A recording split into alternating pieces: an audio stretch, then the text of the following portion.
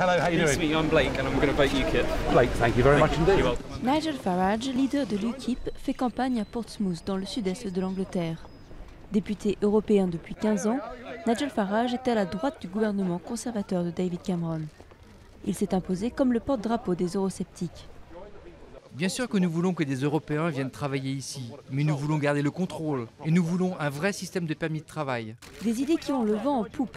Son parti est crédité de 29% des intentions de vote aux européennes du 22 mai. Nigel Farage pourrait être le grand gagnant de ces élections, devançant les trois partis politiques britanniques traditionnels, travaillistes, conservateurs et libéraux-démocrates. Alors que l'UKIP n'a même pas un seul élu au Parlement de Londres. Les diatribes eurosceptiques et anti-immigration de Nigel Farage y sont pour beaucoup, mais aussi sa personnalité. Ex-trader, il s'affiche comme un homme du peuple, anti-système, qui boit de la bière, aime la pêche et parle sans embâge.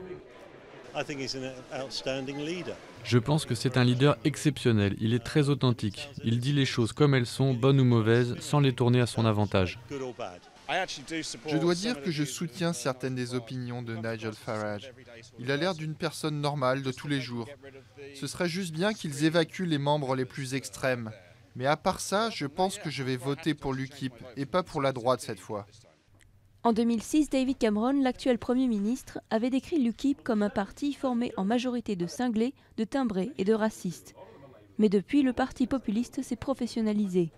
Des électeurs traditionnels de droite ou de gauche se rallient à Nigel Farage, qui mobilise aussi une partie des abstentionnistes. Pour être honnête avec vous, plus ils nous insultent, mieux on se porte. Parce que ça devient évident aux yeux des gens ordinaires que la classe politique établie se sent piégée. Ils enragent à cause de ce que nous faisons. Et du coup, ils ont recours aux insultes, à la méchanceté. Ça marche pas. À Portsmouth, son meeting a attiré plusieurs centaines de sympathisants. Et quelques dizaines de militants de gauche mobilisés contre un parti qu'ils jugent raciste. Ils essaient de se cacher derrière la question de l'immigration comme si c'était la cause de la crise économique. Ce n'est pas vrai du tout.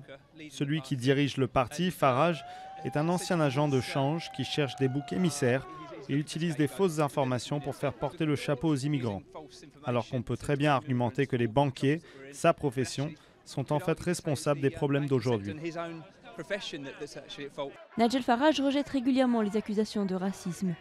Marié à une Allemande, il dit adorer l'Europe, mais détester les institutions de Bruxelles.